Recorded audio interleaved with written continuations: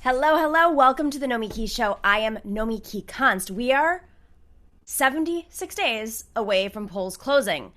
Just a few weeks away from early voting, and today is day 3 of the unconventional virtual convention / infomercial. As Marianne Williamson said, it is a Marriott infomercial. She is like, basically she should be the spokesperson for the DNC.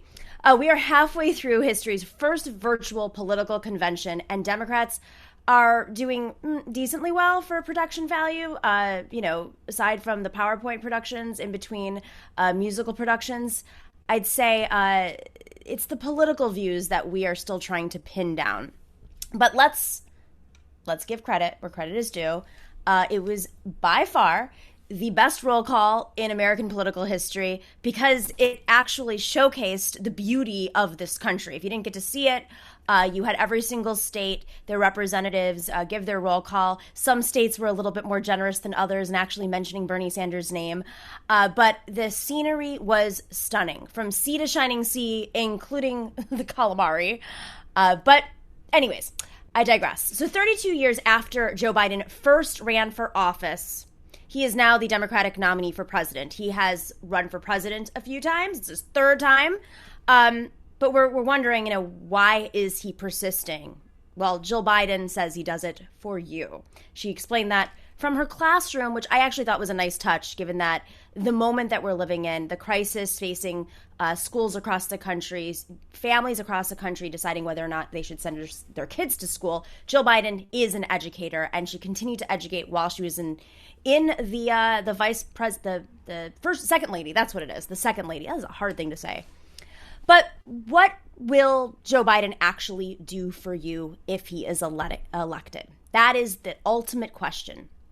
He has literally invited everybody into this big tent convention to the point where it's starting to lag in wait. It's, sag and lag at the same time. AOC once said, as we all have heard over and over, that in any other country in the world, Joe Biden and she would be in two different parties, probably warring with each other. But in this country, where more than two parties gum up the machine, Biden has added in the Republican generals, the governors, the Republican lobbyists, the Democratic lobbyists, the corporate lobbyists, the CEOs, as well as a cavalcade of centrists. Maybe the weirdest moment was when he resurrected a deceased Republican senator to embrace him. Bosom buddies, partners in privatization, partners in amping up wars. You get the point that this is a big country with a lot of different views. But was it appropriate for deceased late Senator John McCain to do a montage of their love fest over the last 40 years? I mean, what voters is that going to win over? But Biden really needs to motivate working people. He needs to motivate progressives. He needs to motivate black voters. He needs to motivate the unexcited voters. He needs to motivate Latinos. He needs to motivate the LGBTQ community. He needs to motivate millennials and even a couple Zoomers who are going to be 18. But it felt like last night he mostly needed to motivate AOC. Both John Kasich and Bernie Sanders pointed out that they did not agree with Biden on every position, but in completely opposite directions. This is a very confusing party we are in very confusing times.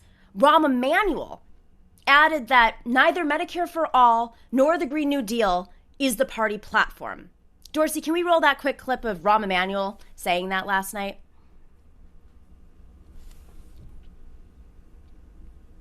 Give me 1 second, guys. Is that running, Dorsey?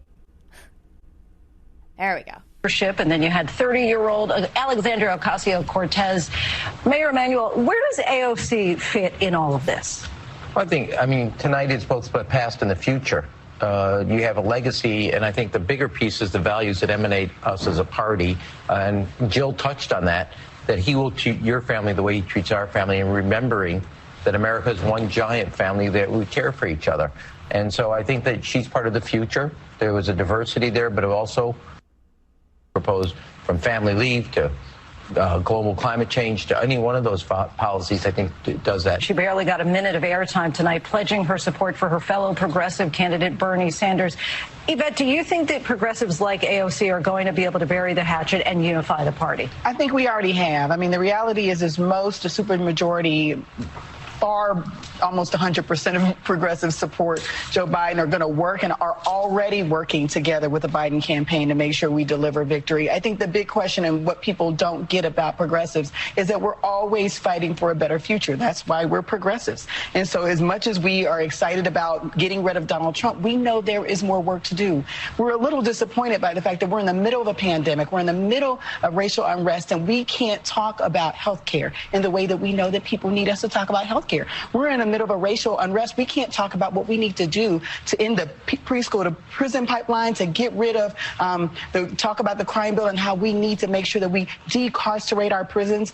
These are conversations that we would expect to be able to have in a year like this, but we're not. We're talking about what Donald Trump is or is not, which is a very big disappointment. Can I just jump in? I apologize. In the end of the day, politically, it's about winning, and Donald Trump is the single greatest issue, and we want to make this a referendum on him. We disagree about that. I know we do. Think that but we I'm with still the American want people on this one. People want to vote for something, Ram, and you know that. I do. And we already know that Donald Trump is a disaster. We don't need 4 days of that. We need to know what we're going to do to make people whole. Yeah, I'm for 4 days of making sure that Donald Trump, they know he's a disaster, and we have the answer to that problem. Rahm Emanuel, he is there standing up for what we all see is the corporate class.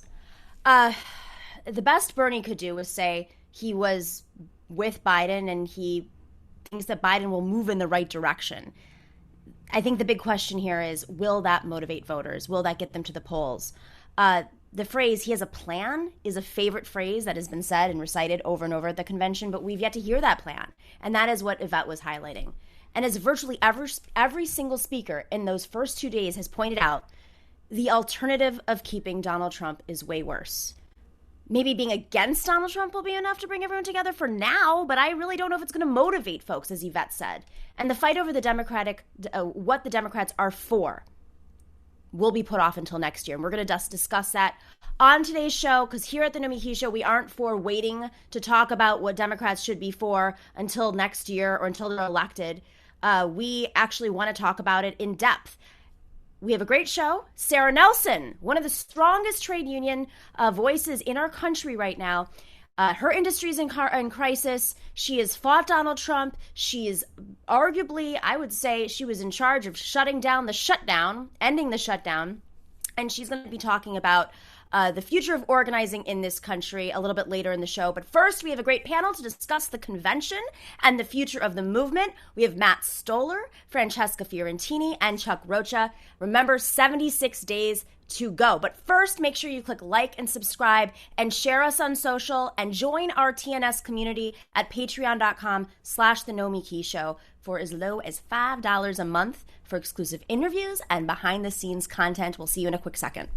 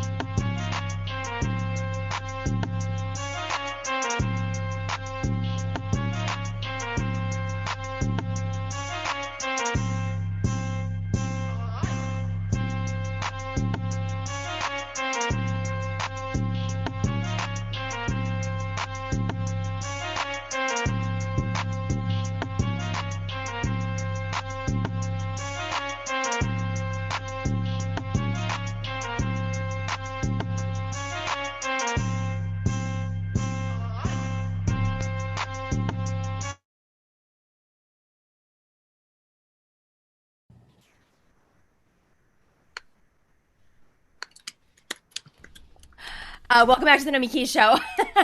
I was just singing the Macarena in the background because those were simpler times. Great panel here. Thanks for sticking around and watching Hillary Clinton do the Macarena. Yes.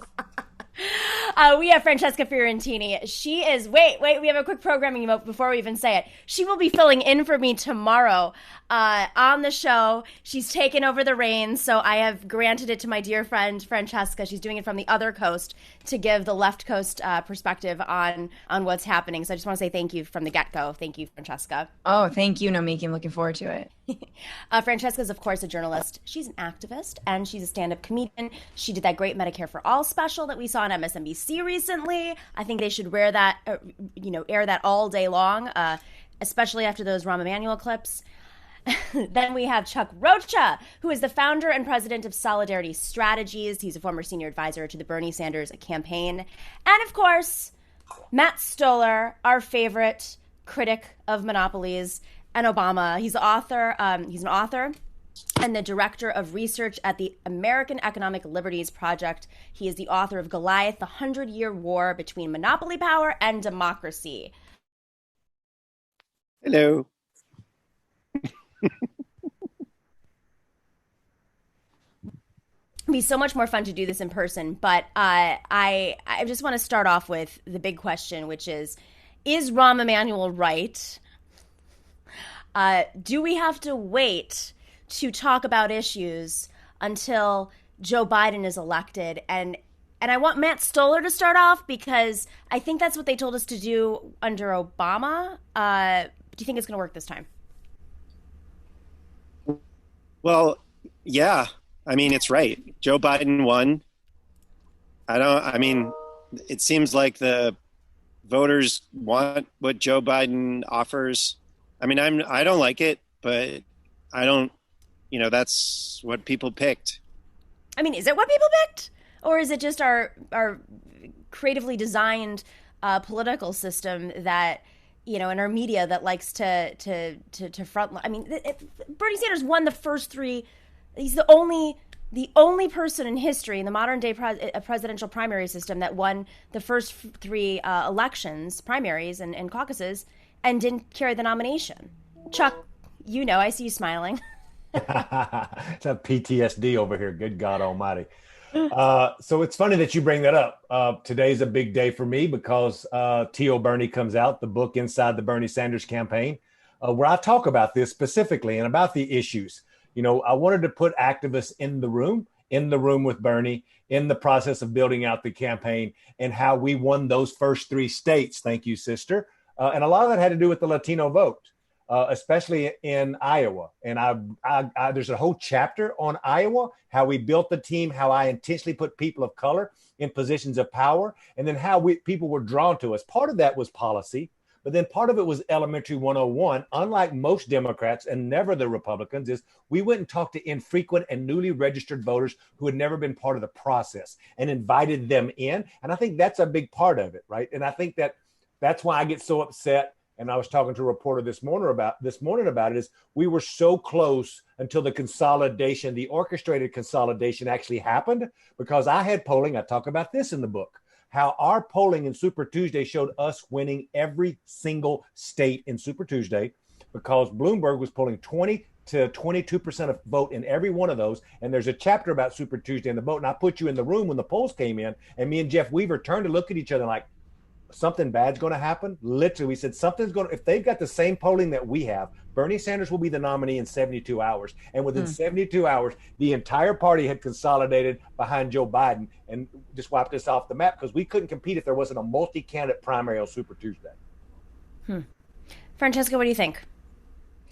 I mean, in terms of whether we have to wait to talk about the issues, I think that's false. Obviously, I think that Joe Biden will not win unless he actually talks about issues, right? At the same time, I get where people are coming from. I get where sort of the very shook wing of the Democratic Party, i.e. people who are on like team life, you know what I mean? Because like this big tent basically is just anyone who wants to survive, So there's a lot of us. There's a lot of people, So like we are the actual pro-life party.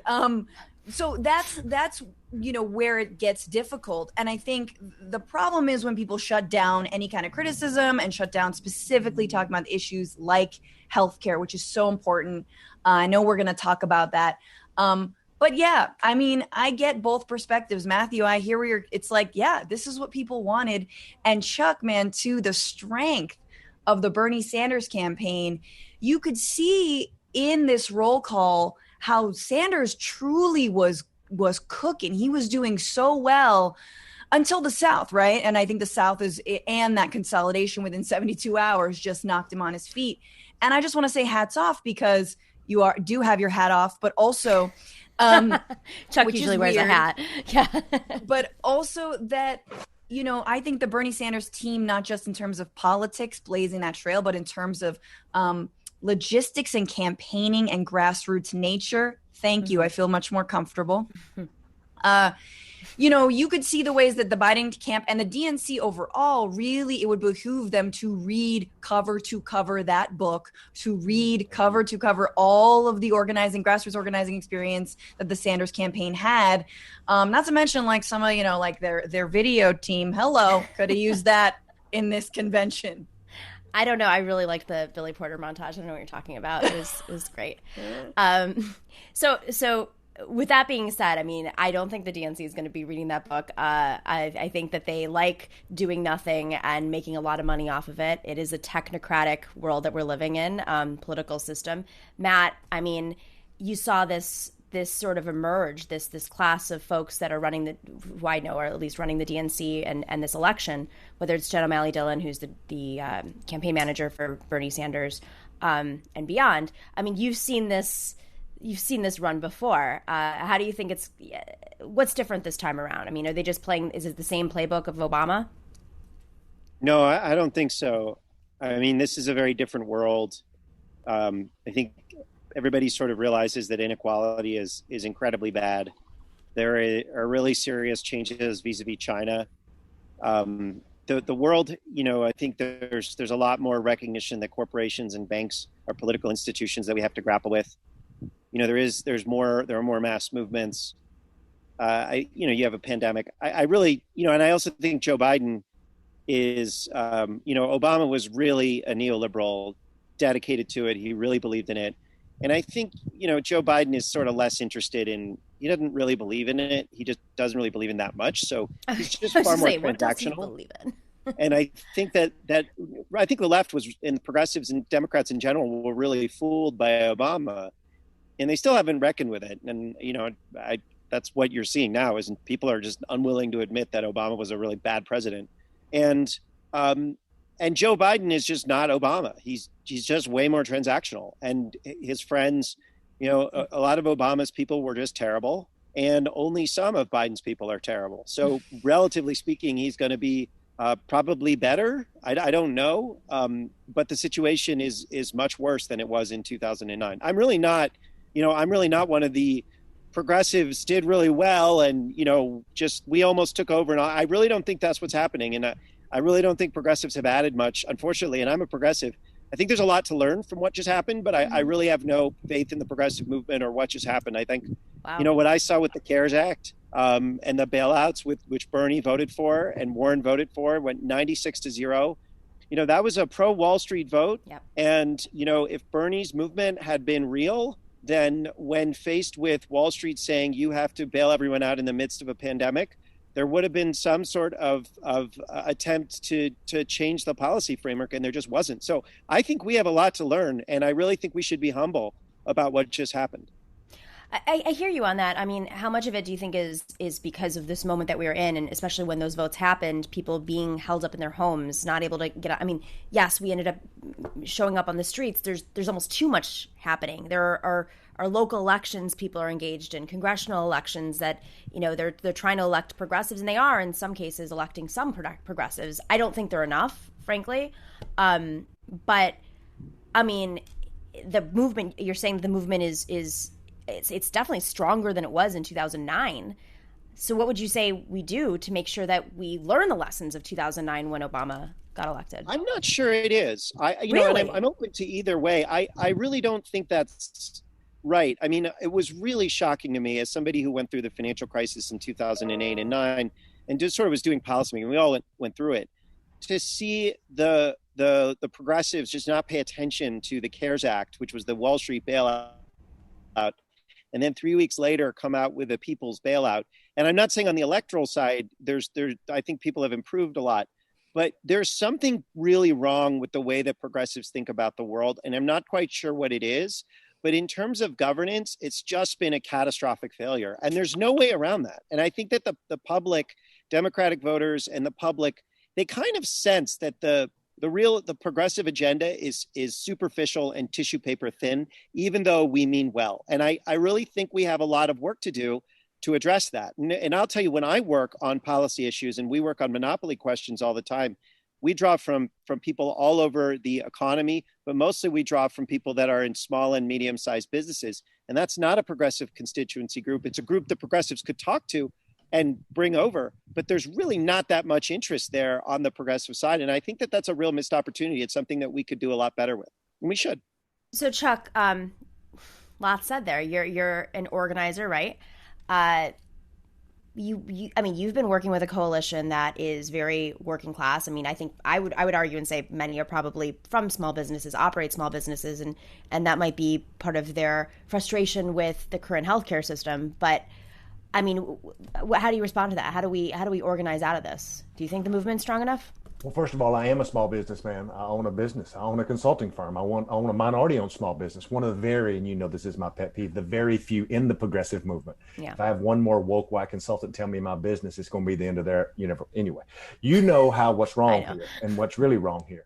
And I love having these policy debates with folks like Matt, who I have immense respect for.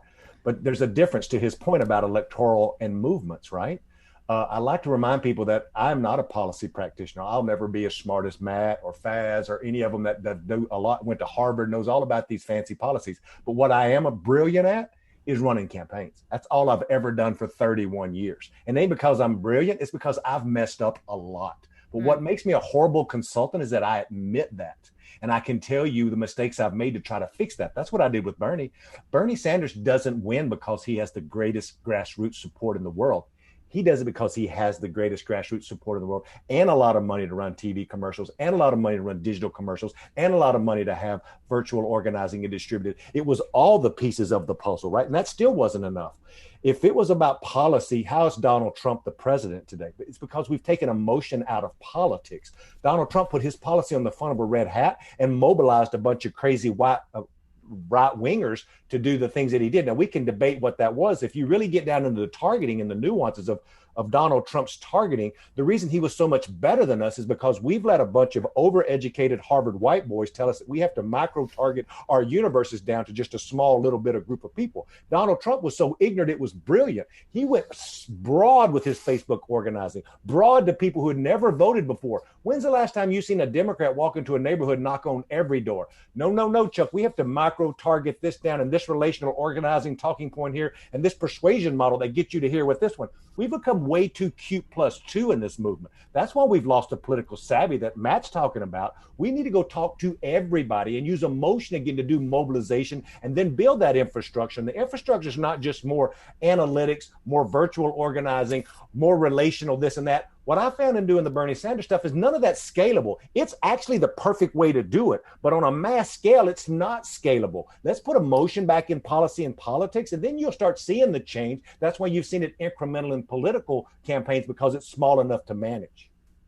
So how can you turn a campaign into a movement that makes sure when Bernie's not on the ballot or even while Bernie's on the ballot, there's still pressure to push up against Congress, push up against, our leaders that are progressive of leaders like AOC. Does anybody? I'd hate to say this, not open it up to what Francesca and what Matt thinks, but a lot of it has to do, and I hate this to even come out of my mouth, but about money, right? Is you have to have the money to talk to those people to have that emotion. And what Bernie Sanders had that nobody now but AOC and a few of other people have now gotten so much grassroots support via money that then they can talk to the masses about a populist message that would bring folks in who normally aren't talked to. And most of that is the younger people who haven't been jaded by MSNBC or jaded by some other person who's trying to say what they're supposed to be if they're a Democrat. They just know they wish that the planet wasn't so hot and that they had some health care and that they made $15 an hour when they went to work at McDonald's. Like real stuff. In focus groups I've done all summer long, Latinos have told me, look, I get it. Donald Trump is horrible. We hate him. Babies in cages. Don't talk to me no more about that idiot. But they literally turn to me and say, tell me what Joe Biden is going to do to make my life better today, on day one. Because we may not even vote unless you can tell me what he's going to do for me.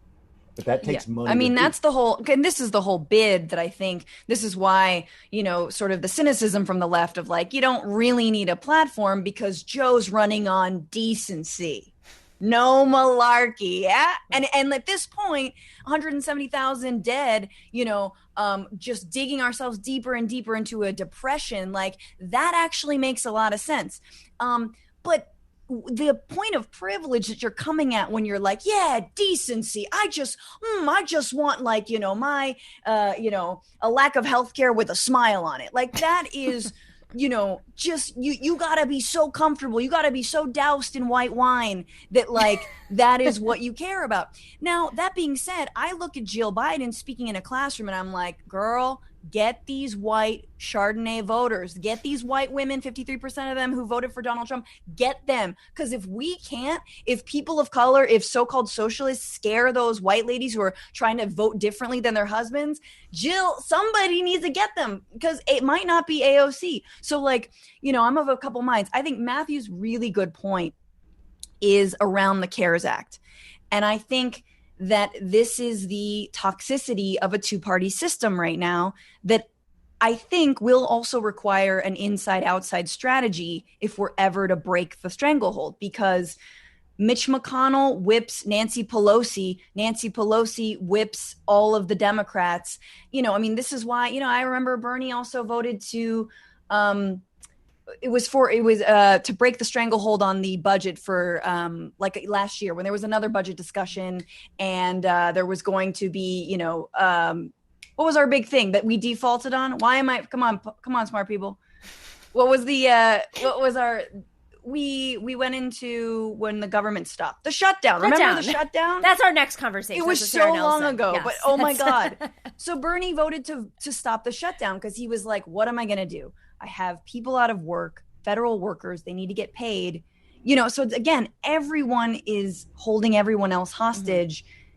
And unless we break that two-party stranglehold, and I'm not saying necessarily with the Green Party, I'm just saying like from the inside and the outside, I don't know what the solution is. Okay, so this is very depressing, guys. I have a solution. Yes, Matt, yes, go for it. Yeah, I spend my time thinking about business and power, right? Like not elections, but how Visa and American Express or pharmacy benefits managers or whatever, educational technology, the way that they control and constrain how people operate. Well, a few days ago or last week, there was a video game company called Epic Games, which sued Apple over antitrust violations. And they put out a video that got 5 million views. And now people can't play Fortnite on their phones because of Apple's coercive attempts. And you have this major war that's going on between Epic Games and Apple. And you're seeing that kind of, and 5 million people watch that video, right? So don't tell me that that's like all fancy pants. As a fancy pants Harvard grad, white dude, let me speak in my defense. People care about businesses. They care about how they do business. And one really good example of how the left missed it is Bernie talked about Amazon. He said Amazon needs to pay its taxes. And he said, what about the hundreds of thousands of merchants that use Amazon services and are dependent on Amazon and coerced by Amazon? What about all the suppliers to Amazon? What about this entire business ecosystem, which is being controlled by Amazon in all sorts of coercive ways? This is not just Bernie. Kamala, everybody missed it.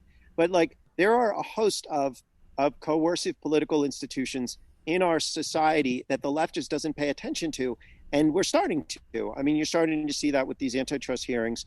But one of the things that I think is a real gap that we can fill in is we need to be able to relate the policy and politics. I think that's what's missing. So Obama convinced everyone that the president's role is to be on TV and he really has no role regarding policy. It's like, oh, I can't do anything because of Congress or the courts or because I'm just the president. Make me do it. All that nonsense, right? Like the reason Democrats got wiped out. It's the same reason that Bush people got wiped out. It's the same reason that Trump got wiped out in 2018. It's the same reason Trump is probably going to lose. It's because people don't just look at messaging and electoral questions. They also say, how did you govern when you were in there? Governing is the point of these elections and these politics. Our policymakers and our political people are completely not integrated at all. So we don't think, oh, what are we going to do to build a new electoral coalition when in government? We think, oh, how can we message to people who don't trust us because the last time we were in power, we screwed them over. They're not going to trust us until we get into power and do something for them. In 1932, Black voters voted for Herbert Hoover because they had been voting for the Republican Party since the end of the Civil War. They were interested in FDR, but they were like, he's a Democrat and we don't trust Democrats. In 1934, the Black vote in the North and the Midwest, where they could vote, swung over to the Democrats because they had seen that FDR delivered for them. And I think that's very much where we are right now. We have to think not in terms of how can we just have elections be meaningful. We have to think, how can we make government meaningful? And not in just these kind of symbolic ways of, we're going to pass a resolution that's a Green New Deal and we're going to raise minimum wage to $15 an hour, which is fine. But most people don't make minimum wage. We need to actually think about where most people are. And most people in this country work for businesses. They run small businesses, 32 million small businesses, or they are part of business in some way, manner, shape, or form. And we need to start learning about that and not say, oh, that's just capitalism. We don't like capitalism. We have to learn the details of this stuff and run on it and fight on it. Otherwise, you're going to have the CARES Act over and over and over and over. Okay, guys, we have 2 minutes left. So I'm just going to go around real quick. Francesca, first policy item you want to see Joe Biden put all of his energy into? And everyone's getting this question. I look to groups like Mi Gente, which have been on this Bernie Biden platform task force, and 100 days freezing detentions and deportations. Stop deportations. Yeah, seems like a simple ask. Chuck. Since that was mine, great job. Oh, look at that. Okay. I would say I would want to shut down every facility that we have holding children and parents at the border and have a full, first let's shut them down immediately, and then we can figure out what we go next. But immediately, let's shut them down. Yeah, and how to reunite them. Matt? So I would use executive, this isn't going to happen, but I would use executive authority to forgive all student debt. The reason being that then you will have 40 million people who will walk over coals for you, and then you could do a bunch of other stuff. But if you don't the government is totally broken, but we still know how to write checks. That's literally the only thing the government can do. So use that to say, give me some time to fix things. And if you do that, if you deliver immediately, which is what FDR did when he saved the banking system and saved everyone's savings, people will walk on coals for you for at least a few years. And so you get some time. Smart. All right, guys, thank you so much. A quick panel went by so fast. I really appreciate all of your work. We had a great, diverse group of opinions. Hope you come back on, and we'll discuss, what's next. Appreciate you. Take care. Thanks. It's great.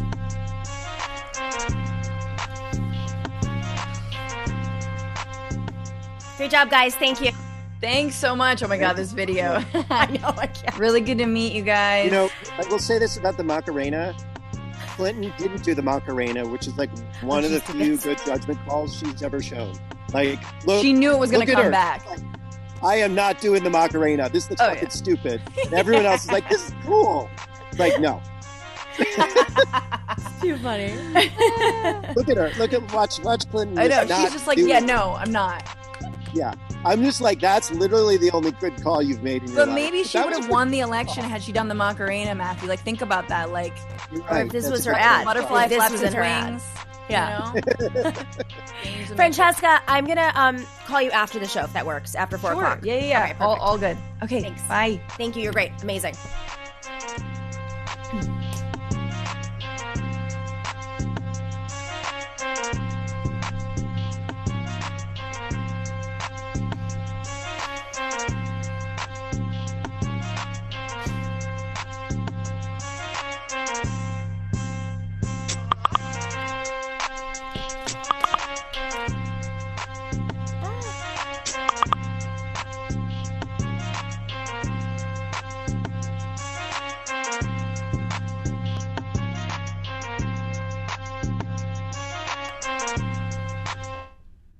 Welcome back to the Nomiki Show. Thanks for sticking around. If you're not already, click like and subscribe on YouTube and make sure to share it.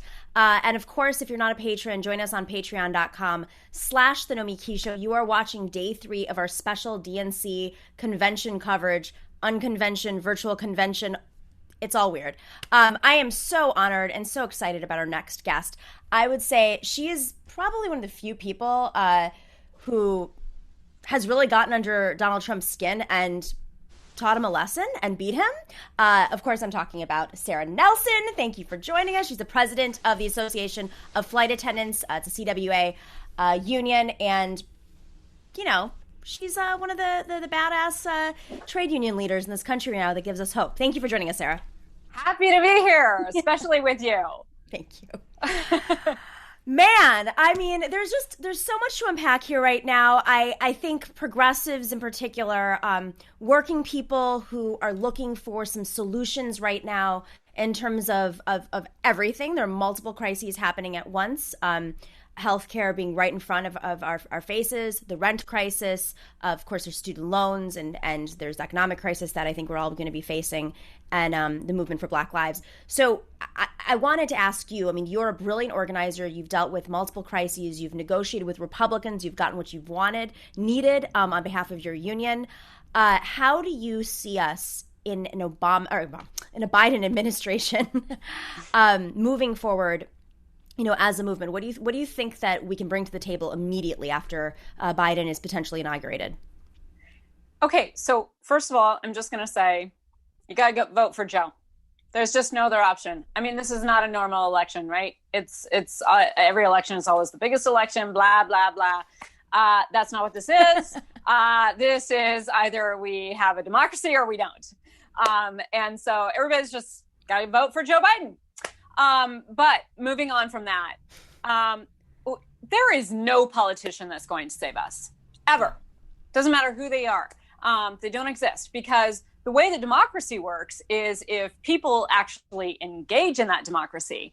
And the way to engage people in that democracy is to have them thinking that their engagement actually matters. And the way to do that is to have a living, moving, breathing labor movement. Because people get results between elections when they're a part of a labor movement.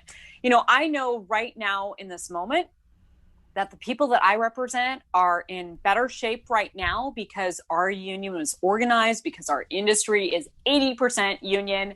That's about as close as you can get to any kind of sectoral bargaining.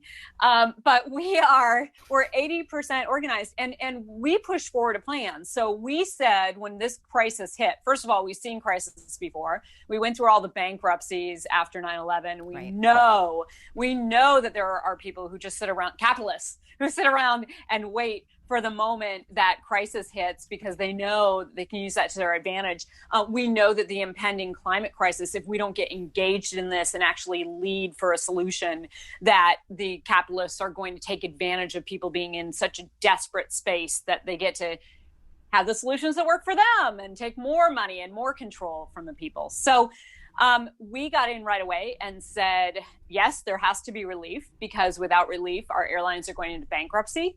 And we know what happens when that happens. The workers lose, the consumers lose, everybody loses. You lose control of the process. Oh, and by the way, the bankruptcy court, like I learned at the end of the United bankruptcy, 38 months long in this bankruptcy. Wow. And as we were fighting at the end for our pensions, and the bankruptcy court judge says with one bang of the gavel that our pensions can be terminated, and with the next bang of the gavel that $400 million can be awarded to the top executives when $80 million would have saved our pensions, we know that the bankruptcy is no good. So we put forward a package that said, okay, yeah, the airlines need money, but who are the airlines? The airlines are the frontline workers. Oh, right.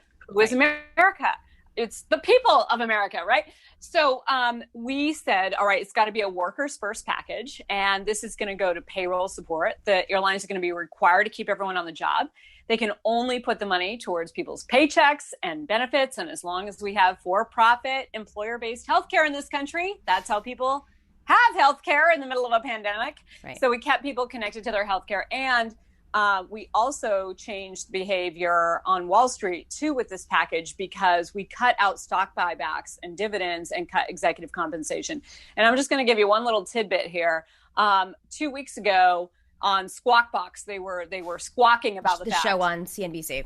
On CNBC, Yeah. they were squawking about the fact that the airlines actually had a gain in stock price because there was some discussion about the 16 Republican senators who had signed the letter in support of extending our payroll support program.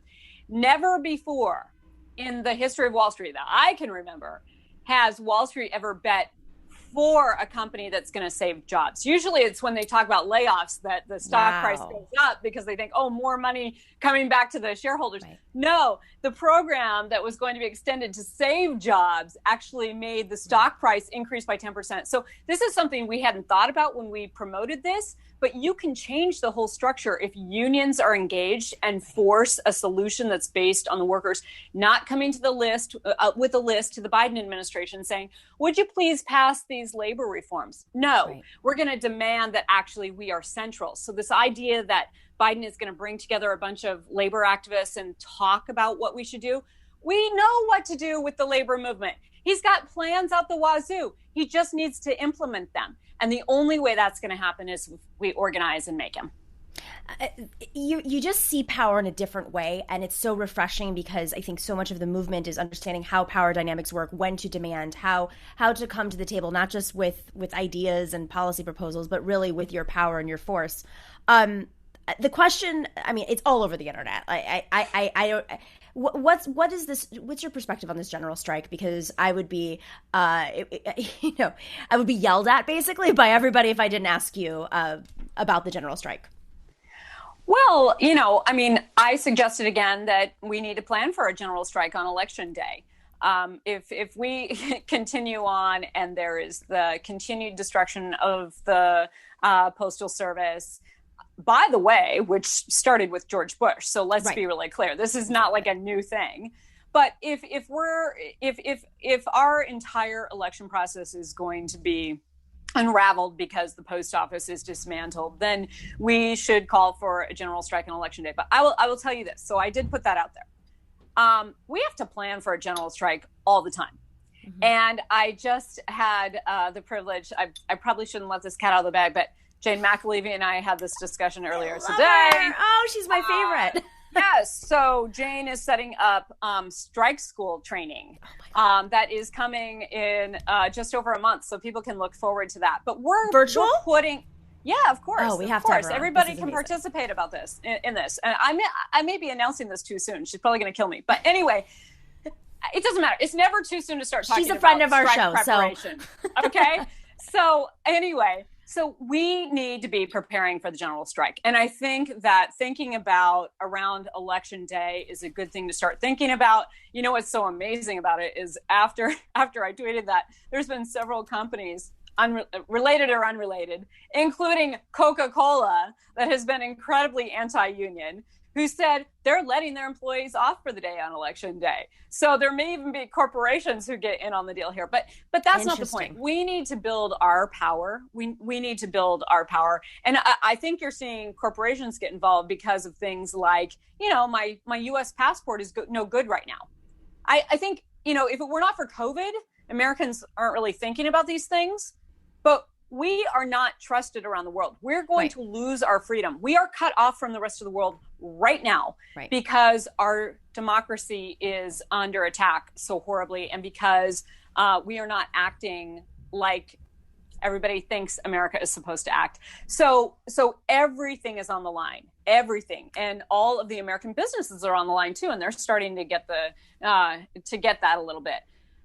We as workers, though, can't let them co-opt our power. Our power is in standing together. What do you mean by co-opting our power? So if Coca-Cola is saying, this is a great example, actually. So if you were out during the Black Lives Matter protests and you saw all these corporations that have signs up that say Black Lives Matter, well, they had the signs up because they didn't want the windows smashed, right? They didn't have the signs up because they actually believe in Black Lives Matter. But they're co-opting the social movement. That's okay, because that means we're driving change. Right. We're driving them to change their behavior right in front of our eyes. That's from people getting in the streets. That's from people banding together. So you shouldn't dismiss that. I don't want to dismiss at all that Coca-Cola announced, oh, we're giving our employees the day off on election day. Let's grab it and own it. We made that happen. Right. Don't give them credit for that. Don't say that that's out of the goodness of their hearts. It's because they see where this is going. Exactly. They see that people are building up to a general strike. And what I said during the shutdown was that thing was over like that, not because they were scared that all the airplanes were going to be on the ground, but because they were scared that working people were going to taste our power. And once we get a taste of our power, we're never going back. Oh, I love that. Taste our power. Put that on a t-shirt. Okay, so how is the airline industry doing right now? I mean, my mother is literally in the air right now flying to New York. And she said there were 2 people on her plane. Yeah. So, we've had stories about, the airline industry is recovering. It's a little bit like, the economy is going to recover if everybody just goes back to work. Well, yeah, great. No, the airline industry is 20% of what it was a year ago. And there is not a business anywhere that can operate on 20% of the revenue that it used to have. So here's the truth. United Airlines, Delta Airlines, American Airlines, Southwest, they're burning about $40 to $50 million a day. And so the government relief that happened, our payroll support, and then also they were given some government loans. Mm-hmm. That just stabilized them in March enough to go out then and get additional debt. But they're literally burning through that debt right now. So that means that at a certain point, we know when there's no rules anymore from Congress. So we're trying to get these rules extended. That bounces back on the employees, right? Because the first place they come is for labor costs. And where we have contracts, we'll stand there with our arms crossed and refuse to give on our contracts. But the Delta Airlines, where there are very few unions, they can just cut pay, cut all the provisions tomorrow, and that starts the downward pressure. So the airline industry is not in a great place. We also are prohibited from taking American travelers to anywhere else in the world, and people are not flying domestically. So American Airlines are not allowed to take American travelers to really anywhere else in the world. The crews that are traveling have the ability to work there, but then in a lot of cases, they're having to just stay in their hotels when they get to these layovers overseas, and they can't go out because they have to quarantine. Yeah, so it's a completely different job, a completely different world to us. We're so used to, really tasting freedom. Yeah. We have been able to fly to every corner of the earth when many people can only dream of crossing borders. Yep. And it's turned on its head right now. What I understand about this in particular is you'd think that the airline industry in particular, Trump would be at least slightly responsive towards. Is he there? So who the hell knows? But he's got to be hearing pressure from CEOs. Here's what. Oh yeah, sure. But I think also, everybody's afraid to engage him because they don't know from 1 minute to the next where is he going to be. And actually, so part of the problem is that a lot of people have put so much importance there that they've forgotten, for example, that Congress can actually pass a law that's veto proof, right? And you just sort of cut the president out of it. So that's what can happen. When the 16 Republican senators signed the letter that said they were in support of extending our payroll support, we got that done a week ago. We had a reporter ask Trump what he thought of that. And at that press conference, he said, oh, yeah, I think that's great. We should continue to support the airlines. Who the hell knows from 1 minute to the next? And his negotiators at the table have not been receptive to that. So. So I think that we have to remember where our power lies. And if everyone would remember, everybody called that Trump's shutdown. If you go back and look, I didn't say his name one time. I said, Mitch McConnell can fix this today, over and over again. And we just, we have to think about actually where our power lies and where we need to put the pressure. In fact, by the way, just before I came on, I got a video of about 40 flight attendants who overnight showed up at Mark Rubio's office in Orlando just this morning. And they're out there chanting. It's so great. You know, they've got masks on, but they're out there chanting. They've got their homemade signs. And they're like, get relief now. So, you know, we can still take action and we can hold these lawmakers responsible. And that's what we need to be doing. I know this is about the Democratic Convention, but no, but this is ultimately, I mean, listen, the Democratic Convention has been an infomercial. I think we've talked about it enough, but it's really, you know, what we're trying to do in the show is figure out how we move forward. How do we, Trump in office or not, how do we, as what I still believe, and our last segment was a little divided, the panel was divided, but I believe is probably one of the strongest movements we've had, you know, in at least 100 years. I think that's right, because I think that people are getting a taste of their power. Yes. And so you've seen these strikes happen, and each strike builds upon another. And so people are starting to understand that, we do have power in solidarity, and we want solidarity. Oh, and by the way, it has not worked to say that, you know, if my neighbor has something that I don't have, that's unfair and we need to pull them down. Unfairness is when everything is pushing us down, not when we're pushing each other up. And so that's what we have to be doing. But, you know, the other thing, Nomiki, that hit me that I almost put out into the universe the other night, but I did not, because, you know, everybody loves Michelle Obama and I understand why. So I didn't want it to be misunderstood. But the whole, you know, they go low, we go high thing. Yes, you know, we need to be for decency and respect and compassion for each other. And that's how we should be behaving. That's absolutely right. But that phrase, if we're thinking that that is some sort of leadership guidance for us, it is the problem. Because what that means is that we're letting the other side map the conversation. Exactly. And no, we're responding rather than leading. And what we have to do is lead. So all we have to do is listen to the people and lead. And I think that is something that, you know, concerns me a little bit about the convention, frankly, is that we got to get that message out that we can actually lead. We don't have to respond all the time. We started with a clip of Rahm Emanuel basically saying all we need to do is be anti-Trump, with another panelist, Yvette, was saying, no, we're in a pandemic, we have multiple crises, and we need solutions, and we need to excite voters to show up. But also those voters need to be out there organizing to hold pressure, as you said, moving forward, because we've been here before. I mean, the Obama administration was this big hope, and we lost, I mean, especially unions. There was a huge privatization effort throughout the administration within the Democratic Party. So. Huge privatization effort and some really bad work on trade.